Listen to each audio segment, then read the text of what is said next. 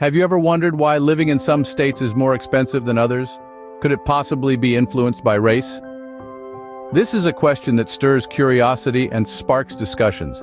Is it a simple matter of economics, or are there deeper societal factors at play? Could the cost of living be tied to race? And if so, how does this affect us all? The answers may not be as straightforward as they seem. In this video, we will explore these questions and more. To begin with, let's understand that the cost of living varies widely across states. From the shimmering beaches of California to the bustling metropolis of New York, from the vast plains of Kansas to the picturesque landscapes of Colorado, the United States offers a diverse range of living locations. But with this diversity comes a wide array of living costs. Take Hawaii, for instance, a tropical paradise where the cost of living index hovers around 292% of the national average. This is largely due to the high cost of housing and groceries, a direct result of the state's remote location and dependence on imported goods.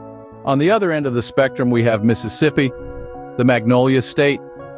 With a cost of living index at nearly 86% of the national average, it's considered one of the most affordable states to live in. Here, housing and groceries are significantly less expensive, making it an attractive option for those seeking a lower cost of life. In between these two extremes, we find a variety of states, each with its own unique cost of living. States like New Jersey, Massachusetts, and Maryland are on the higher end, with cost of living indices well over 130% of the national average. Meanwhile, states like Arkansas, Oklahoma, and Missouri remain on the more affordable side, with indices hovering around 90%. These figures are not just dry statistics. They represent the actual dollars and cents that individuals and families have to budget for every day. They dictate where we can afford to live, how much we can save, and what kind of lifestyle we can enjoy. But what drives these differences? Why is it that a gallon of milk or a two-bedroom apartment can cost vastly different amounts depending on where in the country you are? Is it the local economy, job opportunities, or something else entirely? As we can see, these differences are quite significant, but what causes them? As we delve deeper into the factors that influence the cost of living, we'll uncover some surprising and complex answers. Several factors contribute to the cost of living in a particular state. Now, let's dive into these factors and see how they shape the financial landscape of a state. First up is income levels. The more people earn in a state, the more they can afford to spend. This often drives up the prices of goods and services, making a place more expensive to live in. It's a little like a seesaw. As income levels rise, so does the cost of living and vice versa. Next, we have employment rates. A state with high employment rates typically has more money flowing into its economy. This can result in higher prices for housing, food, and other essentials, again, driving up the cost of living. Then there's the issue of state taxes. Taxes can significantly influence the cost of living. Higher taxes can mean less disposable income and a higher cost of living. States with lower taxes, on the other hand, often have a lower cost of living. But remember, lower taxes might also mean fewer public services, so it's a bit of a balancing act. Housing prices are another major factor. The cost of housing is often the largest single expense in a household's budget. Therefore, in states where housing prices are high, the overall cost of living tends to be higher as well. Finally, the cost of goods and services plays a crucial role. Everything from the price of a gallon of milk to the cost of a haircut comes into play. In states where these costs are high, the overall cost of living is likely to be high too. So, income levels, employment rates, state taxes, housing prices, and the cost of goods and services all come together to influence the cost of living in a state. They create a complex web of interrelated factors that make some states more expensive to live in than others. These factors on their own could account for the differences in cost of living, but could there be more to the story? Now let's delve into a more controversial factor: race. In the United States, and indeed in many parts of the world, racial disparities in income and wealth can significantly impact the cost of living. These disparities are rooted in historical and systemic issues that persist to this day. Let's take a look at some hard data to illustrate this. According to the U.S. Census Bureau in 2023, the median household income for white families was roughly $68,000. In contrast, black families earned a median income of around $42,000, and Hispanic families around $50,000. These figures clearly show a significant income gap along racial lines. But how does this income disparity translate to cost of living? Well, it's a bit of a vicious cycle. Lower income often means living in neighborhoods with lower cost of living. These areas, however, often lack quality resources like good schools, healthcare facilities, and even grocery stores with fresh produce. This lack of resources can limit opportunities, perpetuating the cycle of lower income and wealth accumulation.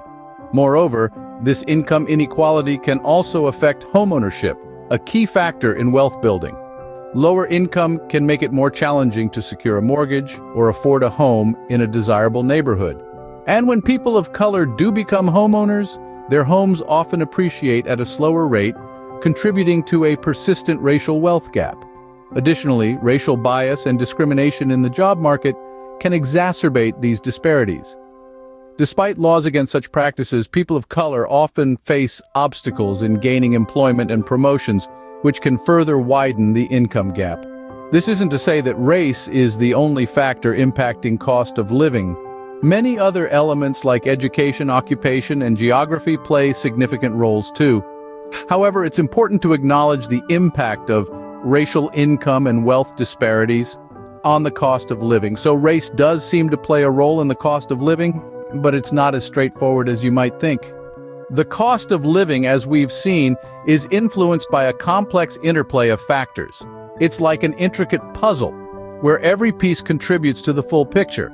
And while race can indeed influence income and wealth, it is just one piece of this elaborate puzzle. Let's delve into this a bit deeper. Firstly, we cannot overlook the role of geography.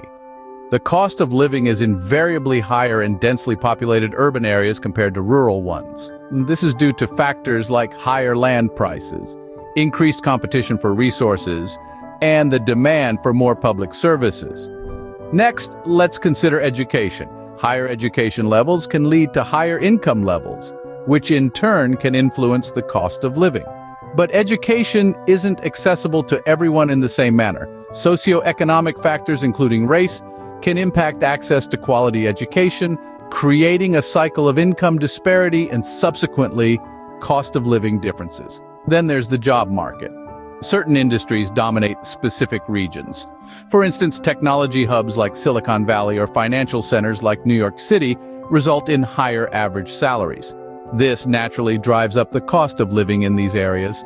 And of course, there's government policy, tax rates, minimum wage laws, public service funding. They all have a role to play in shaping the cost of living. And these policies can vary dramatically from state to state. Last but not least, we have personal choices. The lifestyle you choose, the products you consume, the services you use, they all add up to your personal cost of living. So, you see, while race can influence some of these factors, it's not the sole determinant. It's part of a larger, more complex picture that includes geography, education, industry, government policy, and personal choice. And it's the interplay of all these factors that ultimately shape the cost of living in a state.